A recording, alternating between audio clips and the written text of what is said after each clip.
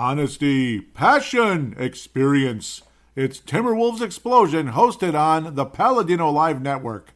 And now, your host, Paladino Joey.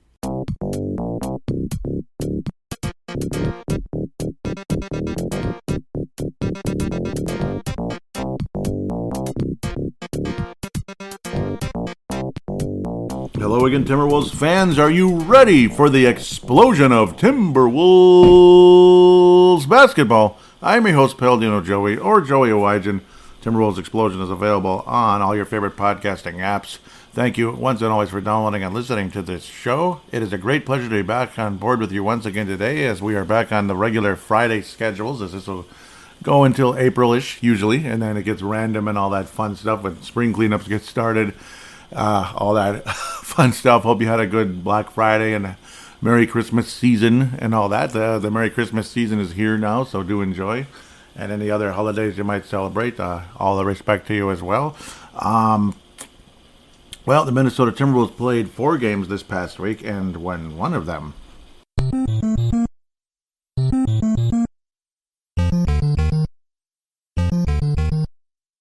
Well, what'd you expect? We were going to go undefeated?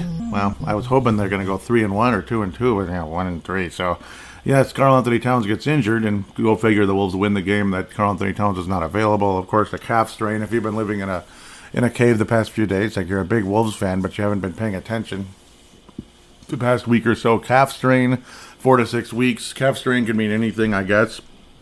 A lot of people thinking strain like STR. You think SPR would be like, oh wow, that's that could be like a month or more. But, well, like I always say, it's the NBA. I know I sound like a jerk ripping on the NBA all the time and guys being out double amount of time, but, well, you got to kind of put that into perspective. Also, I rudely did not mention this Timberwolves Explosion is a part of the Basketball Podcast Network, TBPN, and you'll be hearing from DraftKings at the start of segment number 2. Anyway, the Wolves do win the last of the 4 games. Awful week, honestly. Awful. You lose to Charlotte. It's at Charlotte, and the Wolves always seem to struggle there, no matter what. But Charlotte's not off to a good start, and there was no LaMelo Ball. Then we get thwarted by a team that I really don't like very much, though. There's a very nice host and show on the Basketball Podcast Network that had nice things to say about Timberwolves Explosion, so I better be careful about that. I know. And, of course, my great friend, Pumpa, Reese Pedretti out of Brisbane, Australia. I don't want to make him think like he's not welcome or I'm a big hater of the Warriors. Oh, I don't like the Warriors, but eventually some of those guys are going to be retired and all that stuff, and I can kind of calm down and all that again, hopefully. So the end is coming for that, at least. So then I'll lay off a bit. 2 games to preview. What do we got? OKC and Indiana several days later. OKC on Saturday. A 7 o'clock game, great time actually. I like that better than matinees. And then 7 o'clock on Wednesday versus the Indiana Pacers, who the Wolves had one of their best games of the year against, honestly. One of the few. A lot of people say they could count on one hand how many good games the Wolves have had this year. Memphis was one. Indiana was one a week earlier. So those Wednesdays, looks like Wednesdays are very positive for the Wolves this year. We beat Orlando in Orlando, which almost never happens on the 16th. Beat Indy 115-101. Beat Memphis. Okay, that's a trend. The Phoenix game stunk a bit, 129-117 the week before. That's kind of cool. And then we beat OKC in San Antonio on Wednesdays. And the Lakers in a preseason game. Okay, but, Wolves Wednesday, huh? Maybe I should do the podcast on Wednesday? No, actually, no. I'd rather review it right there on just a couple of days later. So, let's keep it right where it is, right? So now that I've babbled way too much already, I apologize. The 25th, 1 month away from Christmas and Black Friday and all that cute stuff, so exactly a month until Christmas.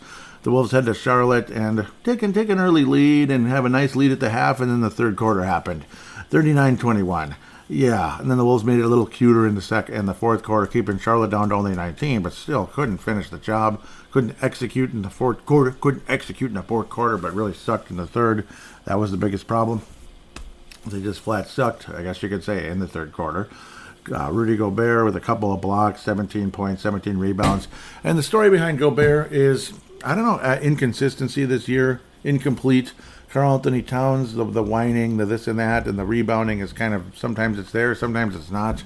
It's just been an off and on, very weird season for the Timberwolves. And losing to the freaking Hornets is annoying. And Kelly Oubre Jr., that guy drives me nuts. I don't know what that is. He irritates me. It was like a year ago and I think 2 years ago. Every time we play against Oubre, it's like, actually it was probably both games last year. He drives me nuts. Is he that good? Nah. Just good against us. Kind of like Porzingis. Oh, Porzingis. I knew it. Yeah, Oubre's all right. Okay, I know. He's all right. He was a mid-round, first-round pick, and he's had good numbers in his career. He's actually setting career highs at this point, almost 20 points a game for the Charlotte Hornets. But again, awful start to the season, 6-14 at the time of this game. The Wolves dropped then to 10-9. I don't know, just an overall meh kind of a game. It's almost like you want to brush things with a broad stroke with this team. How it just feels like something's off, no matter. Pardon me, I was trying to cut that out and I didn't. I apologize. Something just seems off with this team. Like the chemistry's not there. They're just kind of looking for leaders. Everybody's kind of looking to somebody's got to take over. And the common trend with this team the past 5 to 7 years is like, I just need to take over. I need to be the veteran leader, like one veteran leader after another. You keep hearing that from them, from Jimmy Butler all the way up now to Austin Rivers. You know, like Taurean Prince and stuff last year. Obviously, Patrick Beverley last year. Oh, you know, this team needs a leader, and this and that. This team needs a leader. This team needs a leader, and we hear about it every 10 seconds, and it's like, Hopefully that guy becomes Anthony Edwards, because clearly it's not Towns. It's just not, because if Karl Anthony Towns is the constant during the entire time you're hearing about this team needs a leader, what does that tell you? I mean, it just put two and two together, and if you can't figure it out and you're offended by somebody mentioning that, I don't know, then get offended at the veteran saying it, I guess. I mean, they can't all be wrong, can they? They're not all like divisive jerks in the locker room, are they? I don't think so. Jimmy Butler was, yes. But then it's like, wait a minute, now this guy's saying it, and now this guy, and now this guy.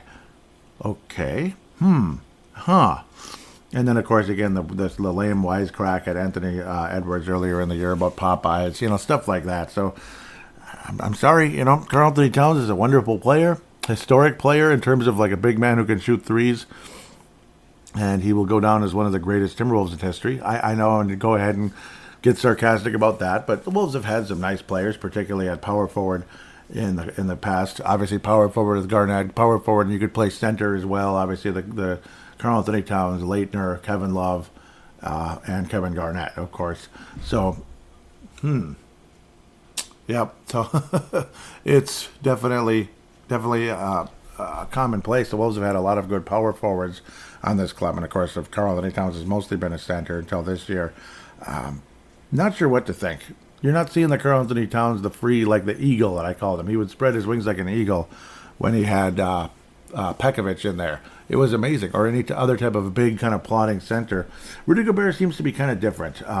And I don't know, something's missing from Rudy Gobert this year as well, which drives people nuts. We'll continue, as that's kind of a trend. That's kind of the overall conversation for most of these losses this entire season.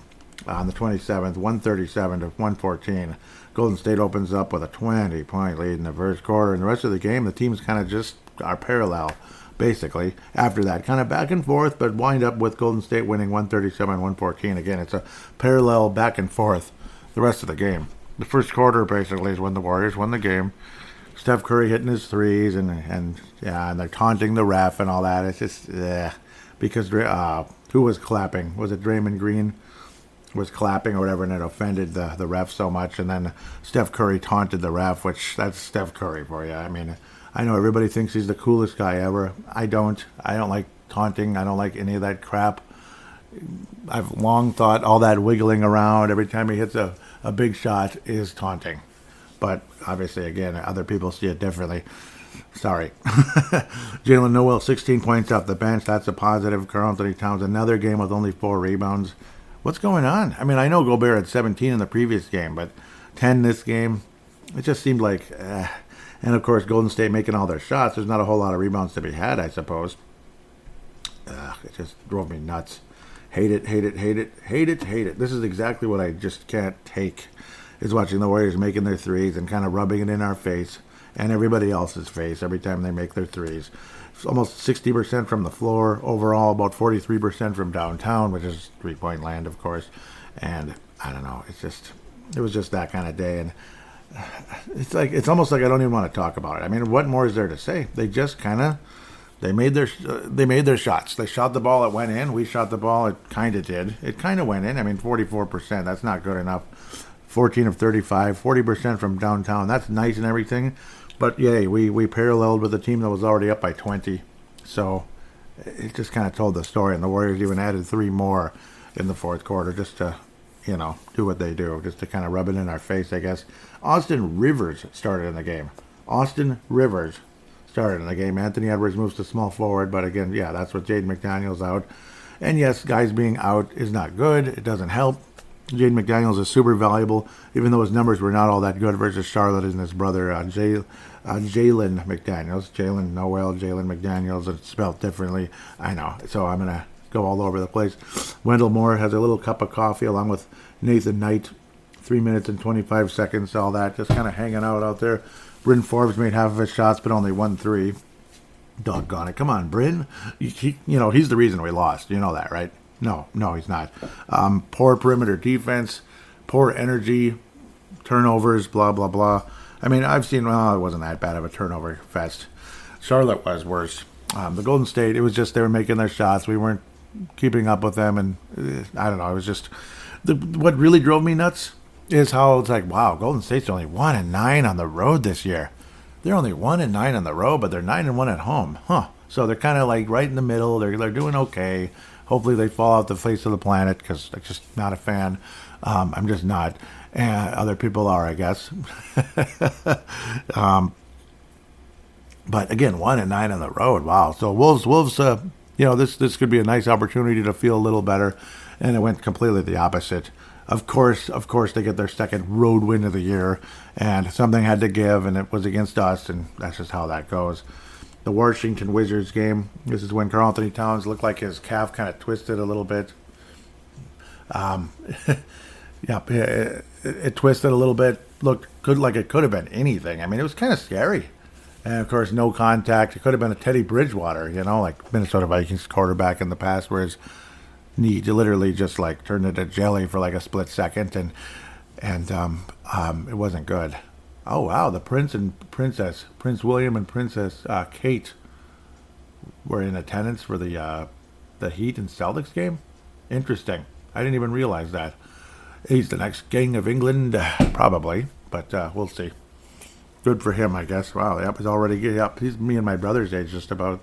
We're all getting old. Celtics up 14-2 at the time. This is flashing on the screen on the on NBA TV, previously recorded, of course.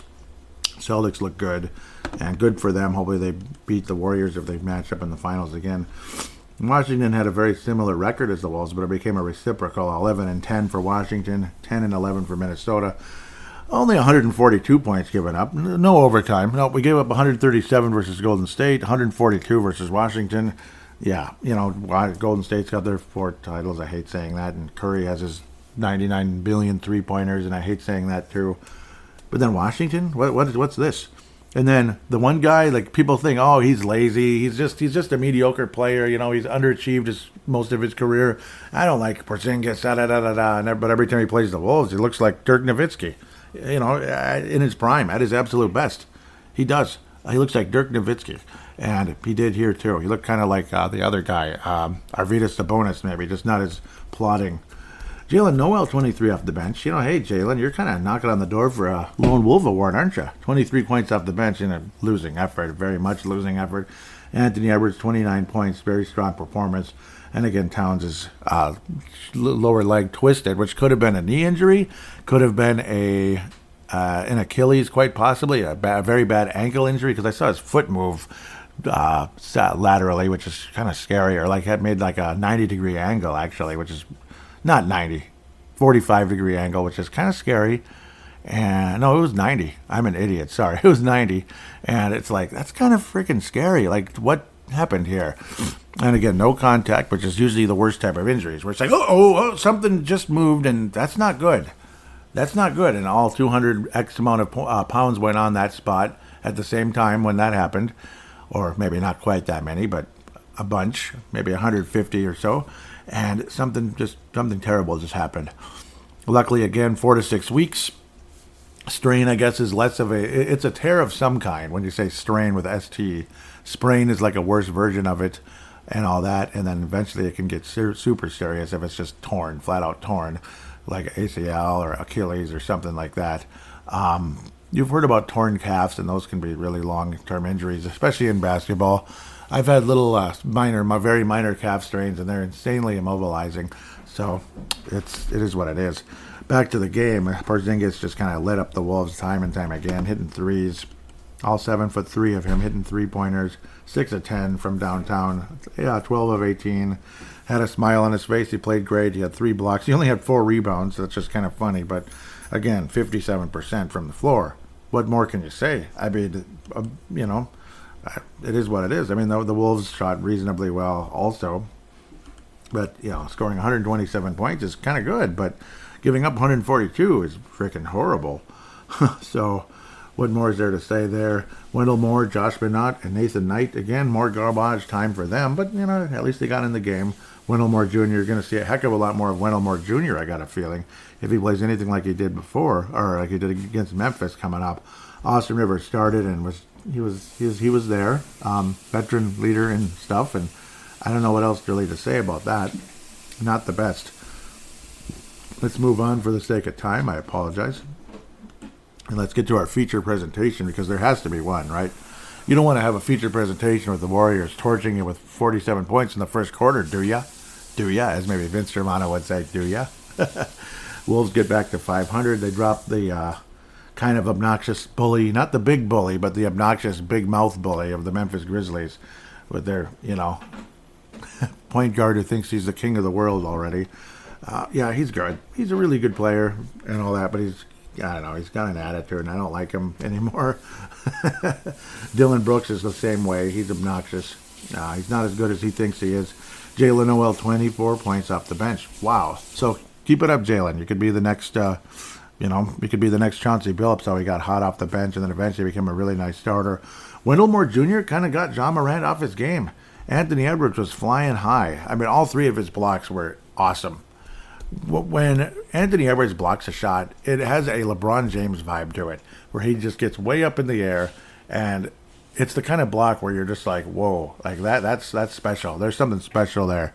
And he saved a game for the Wolves not too long ago, like a week ago, coming up behind a player.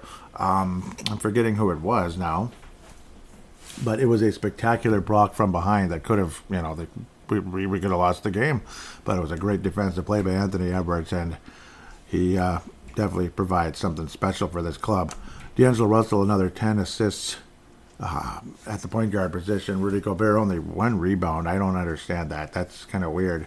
The Wolves got absolutely obliterated in the rebounding category, which is, again, really weird. 29 rebounds in the game. 29 rebounds in the entire game. 59 for the Memphis Grizzlies. That's, of course, 30 rebounds. The kind of stats that don't make a whole lot of sense. How the heck do you win the game? But Anthony Edwards showed up to play. He played with an edge. I don't want to say attitude, maybe but it's the good kind of attitude. Like, we can do this. That kind of attitude. Not the arrogant, like up in your face, talking smack the entire game like Ja Morant, which I think is garbage. That's low class.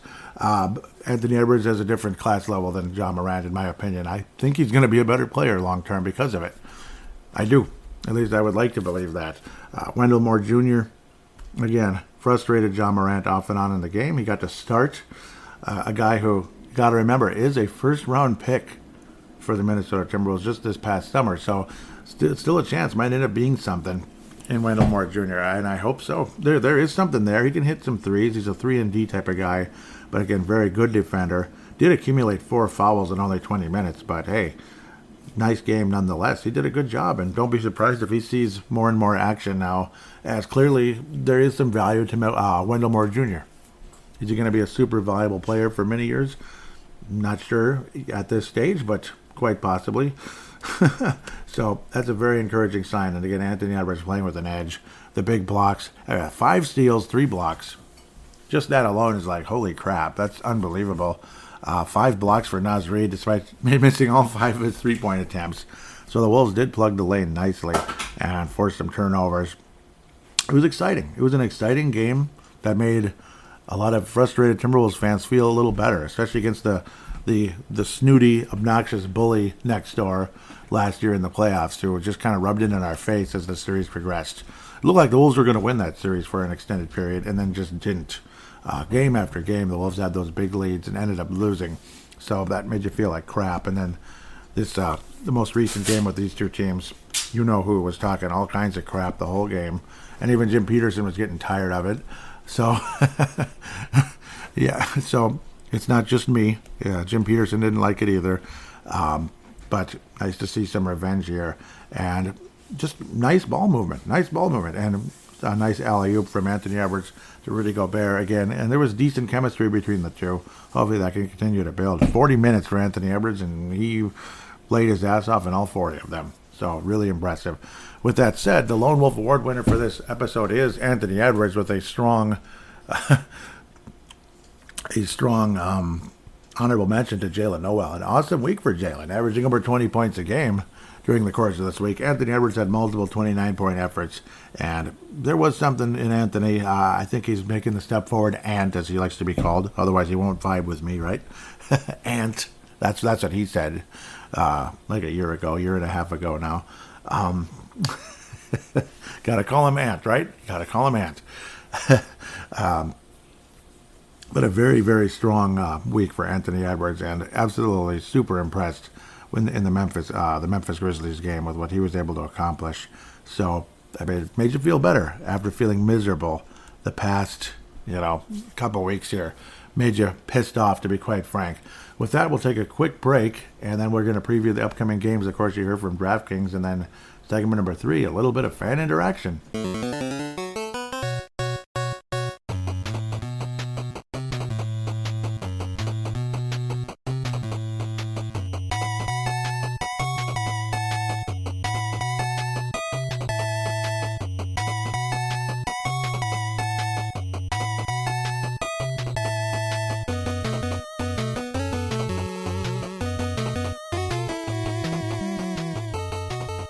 And we are back here on Timberwolves Explosion, segment number 2. Looks like the Miami Heat came all the way back, but again, I'm not talking about that. Let's get to DraftKings, the NBA version of it.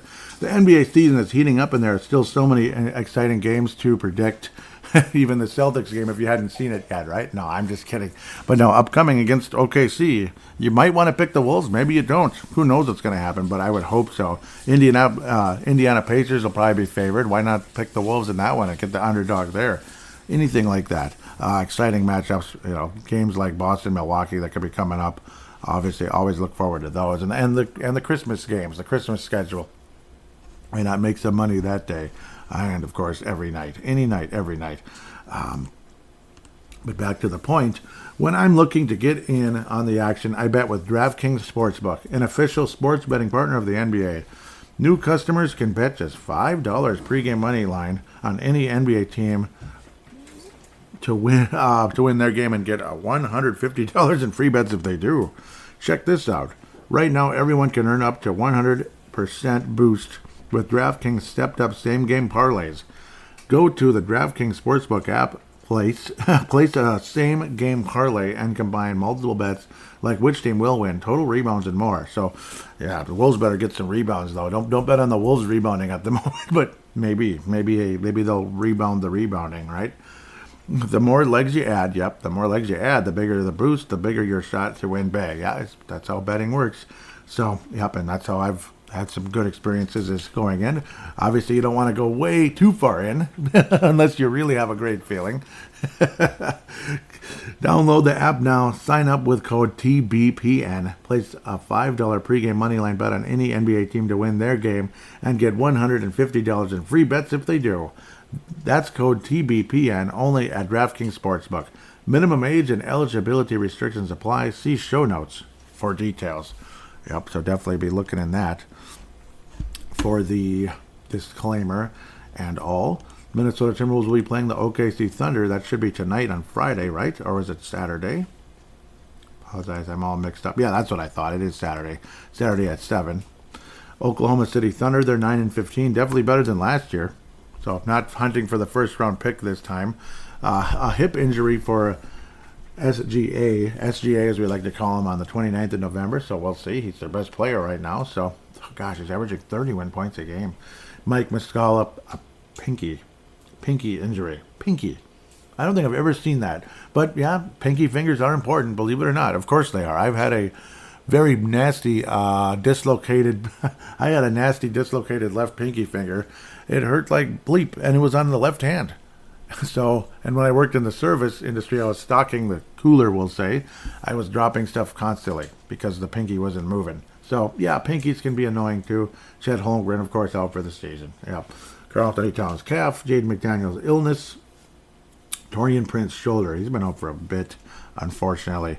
Josh Giddey can be entertaining to watch at times. He's their leading rebounder, believe it or not. But SGA, Shea Gilgeous-Alexander, 31.1 a game. Oklahoma City, is 6th in points. Wolves are 12th. The rebounds are 8th for Oklahoma, 17th for the Wolves, again, after getting 29 rebounds the other day. That didn't help. Field goal percentage, they're 20th. We're 7th. Turnovers, they're 8th, so they protect the ball fairly well in OKC. Unfortunately, the Timberwolves turnovers were 26th in the league. Lots of turnovers. Assist to turnover ratio, Oklahoma is 11th. Wolves are 19th. Block shots, Oklahoma's 4th. The Wolves are 7th. Steals were both tied at 4th, averaging 8 steals a game. This is a 4-game series between this club. Minnesota is up 2-0, which is nice. 115-108 win on the 19th of October. 116-106 win on Sunday, October the 23rd. Yep, very early in the season. Saturday, December the 3rd at 7. And Friday, December the 16th at 7. So the series will be wrapped up fairly soon. Oklahoma's 2-3 in their last 5. Losing to Denver 131-126. Sounds like an epic battle there. Beating Chicago 123-119 on the 25th. They lost to Houston 118-105. Yuck. The next night in Houston. So that's a travel game, of course. 2 days later in New Orleans, an improved club, 105-101 loss on the 28th. And then recently beat the Spurs on November the 30th, 119-111. So Oklahoma has won their most recent game at the very least. Yep, I had the mouse go out on me, so luckily I have a spare with my other laptop right next to it, so I was able to kind of switch that on the fly here. But it's just the battery, so it's charging right now. Just to give you a heads up of what's going on here. The Timberwolves should be able to beat this team. It's in Target Center and all that, but the Wolves should be able to beat this team in Target Center or in Oklahoma City. I expect Anthony Edwards to go off for 30-ish again. He often plays well against OKC. Often does. Andrew Wiggins did too, and we all know that. There was, even on Wikipedia, they used to say that Anthony Edwards owns Oklahoma City, which is kind of funny. The Thunder. But I think the Wolves get their second straight win, especially if SGA is out. I mean, there's no excuse. But, yeah, don't come out and slack around. Hopefully Anthony Edwards has another exciting performance and can kind of be the leader of this club, to be the young leader of the Minnesota Timberwolves, and hope for the best there. Timberwolves win the game. Final score of, this will be a relatively higher scoring game with these upper echelon offenses. 124-117. The Wolves get the job done. Anthony Edwards reaches 30 in this one, at the very least. Hopefully way beyond that. Look at the Oklahoma City players real quick. SGA, like I said, averaging 31 a game so far. Josh Giddey second with 14.5. Dort, who's been a fun fantasy player for some people. Just a little bit of this, a little bit of that. 14 points a game. Jalen Williams, you continue downward to 10.5, and so on and so forth. Yep, Ousmane Dieng only, he's only played he's played in 12 games, only averaging 15 minutes so far, and and almost 4 points. So Ousmane Dieng, we'll see if he continues to get better. He's got a chance. He's got a chance to emerge, and Aaron Wiggins is another interesting one. You get to see A. Wiggins. It's like, wait a minute, what's going on here? Yep, Aaron Wiggins, not Andrew, which is kind of funny. We'll have to wait and see now. So the Wolves will play the Pacers several days later, Wednesday the 7th of December at 7.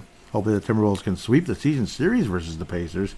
Let's hope it's not a revenge tour for the Indiana Pacers in this one. Halliburton apparently has a groin injury as of December the 1st, so that could be bad. Chris Duarte, ankle, November the 5th. Daniel Theis, of course, again, Theus on October 18th. I remember seeing those names with a knee injury. That's obviously not a good thing. And, of course, the same Wolves, Karl Anthony Towns, Jade McDaniels, Torian Prince. Maybe Prince will be back. And hopefully Jade McDaniels as well, because we're talking almost a week away. A lot of these numbers almost look the same. That's funny. In fact, they do. Indiana and Oklahoma City apparently are tied at 6th in points, 12th in rebounds, 26th in field goal percentage, so they struggled there. They're 14th in three-point percentage. That's good. 3rd in assists, 23rd in turnovers, yet they're 4th in assist to turnover ratio. Interesting, because they get a ton of assists, basically. 4th in assist to turnover ratio, 2nd, and that helps with Miles Turner, 2nd in blocks, and tied with the Wolves, 4th in steals. Minnesota did beat Indiana. It'll be 2 Wednesdays ago at the time of this game, 115 to 101, Wednesday, November the 23rd, and one of the better games of the season for Minnesota. Pacers are 12-9 right now, 3rd place in the Central Division, and they're only 2-3 in their last 5. So all kind of familiar stuff. Lost to the Wolves on November the 23rd, just talked about that. Beat Brooklyn 128-117 on the 25th. Lost to the Clippers 114-100. Beat the Lakers by only 1 point in Los Angeles. It was a Staples Center two-step, which a lot of teams do, back-to-back games in the same building. Yep. And then you get the Sacramento Kings, who are much improved, 137-114, just like the Wolves, basically, a couple days ago. They got killed by Sacramento pretty good, did Indiana. So, interesting. Back in the day, those two teams used to make a lot of trades, Sacramento and Indiana. There's a lot of familiar faces between those clubs for an extended period of time. If Halliburton doesn't play, I would hope the Wolves should be able to get the job done. Wonderful three-point shooter, along with Benedict Mathurin, Buddy Hield. I mean, yeah, there are a lot of three-point shooters on this club. Miles Turner can hit from the outside. So obviously very talented club. Miles Turner is averaging almost 3 blocks a game, so that's a huge thing right there. The rebounding is pretty good. The assists, yeah, and you got Halliburton was averaging about 11 assists a game, so that's a huge help as well. Along with the fact he can shoot and he can score, so super valuable guy. And there's other teammates like T.J. McConnell averaging 4.5 assists, Nembhard averaging 3. So other pieces, Buddy Hield can add some assists as well. He can help about 3 a game. So Wolves should win both of these games. I think they do. I think the Wolves get to a 3-game win streak and feel a little bit better at the end of this week. Just 2 games, of course, as we head into the first week of December now. Timberwolves emerge victorious. Final score along the lines of, this is in Target Center, of course. I think it's going to be lower scoring for some reason. Something like 114-105. Wolves get the job done. Leading scorer will be D'Angelo Russell in this game. D'Angelo Russell with 25. Anthony Edwards, though, will be right there, basically the same place, probably. But I think Russell, for some reason, will have a really nice performance versus the Indiana Pacers, especially without Halliburton to deal with. With that, we'll take a quick break and get to fan interaction.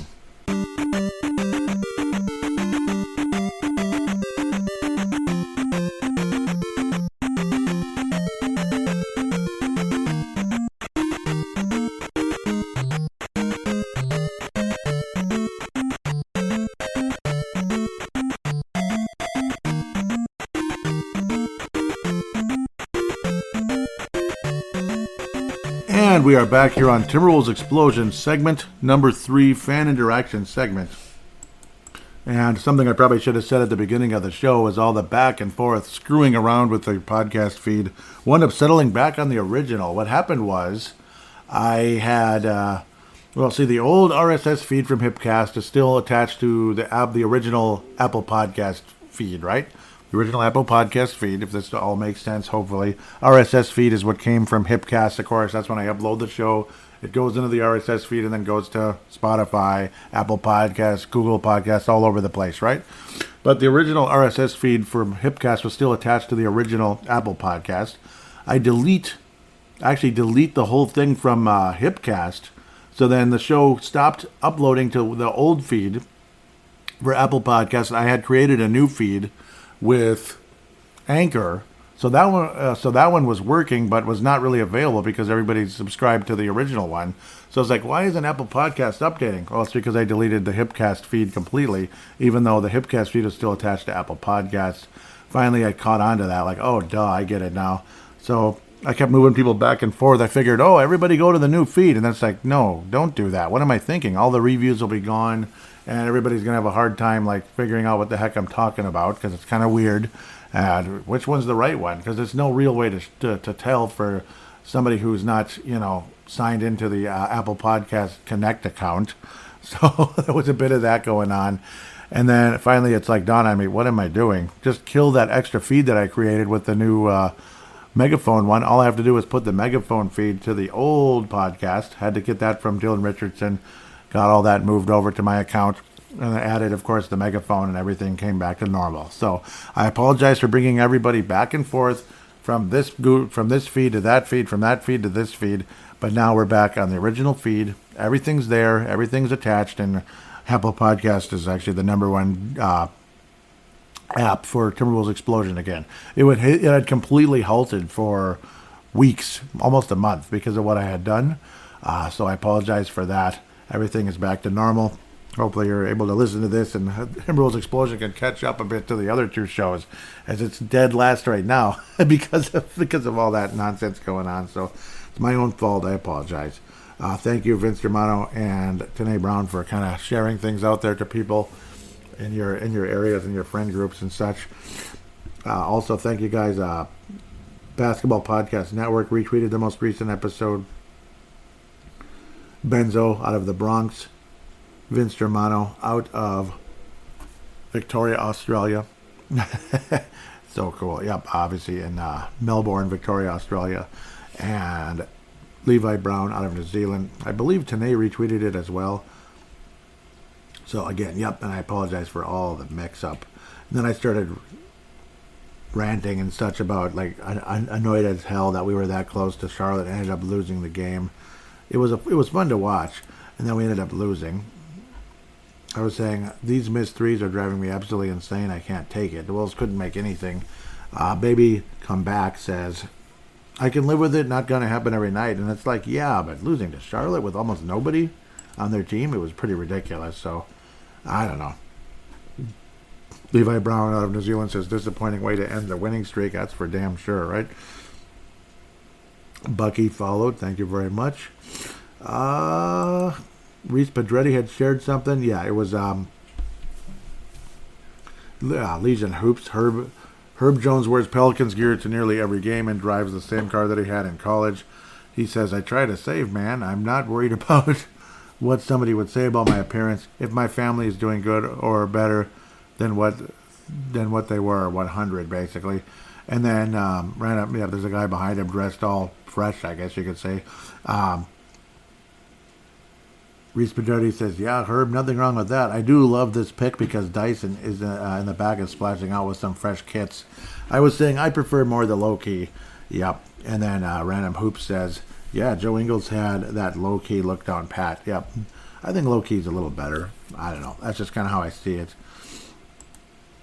What was going on here? Yep, there we go. John Krasinski shared this. John Krasinski tweeted. Tanae Brown shared it. John Krasinski says, Wendell Moore Jr. found out 10 minutes before the pregame meeting that he was going to start and guard Ja tonight. Had no idea he would play, yet let alone start.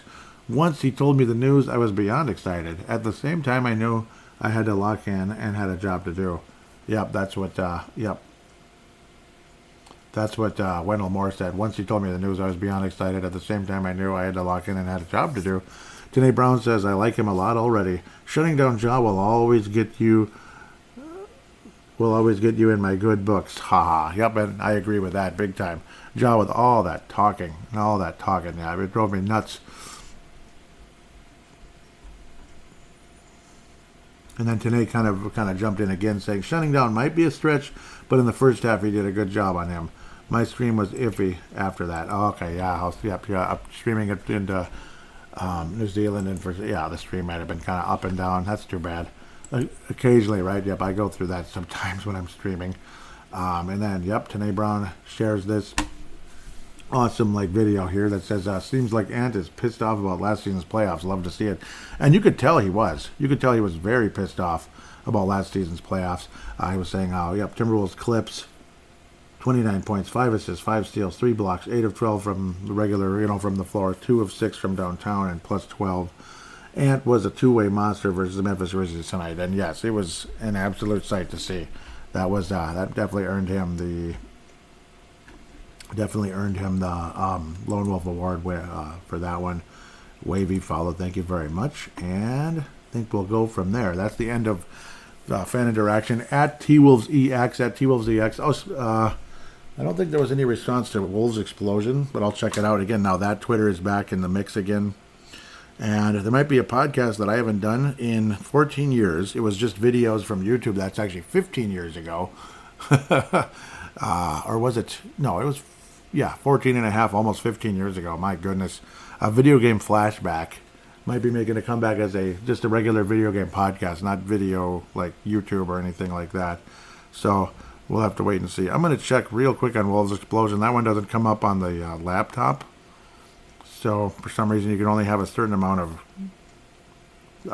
accounts. I don't know why. It's kind of weird. Just a couple follows. That's appreciated. And then Tanae with the same thing there. Yep, so he's kind of tweeting both. Thank you, Tanae, for that. Appreciate that. That's actually good that way. But for now, there's no different one. So very cool. Thank you very much for that. Otherwise, again, get that DraftKings Sportsbook app, of course. Sign up for that. TBPN, the Basketball Podcast Network. Of course, also, don't be afraid to call into the show via, they call it audio submission. Open up your phone, basically. Open the free voice recording app. Press record. Talk into it like a phone call. Then when you stop and save it, share it to paladinolive at yahoo.com. Paladinolive@yahoo.com. I will then convert it into an MP3 file thanks to Zumzar.com, which is nice for that. Also, I got a nice review here. Let's see, better beat it right away. I believe it is. Yes. Wiseman's not a bust. Yep.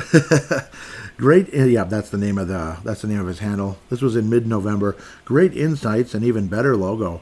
A must listen for Wolves fans. Oakland Warriors podcast. Yep. So Oakland Warriors are a part of the Basketball Podcast Network. So thank you very, very much coming out of California there. So really appreciate that. Maybe we can go on each other's shows sometime. I mean, of course, my schedule's weird, so I can't guarantee that. I can't guarantee when and all that, and I apologize to, in case they're still listening, Jazz Beats, in case they're listening, maybe they're mad at me now.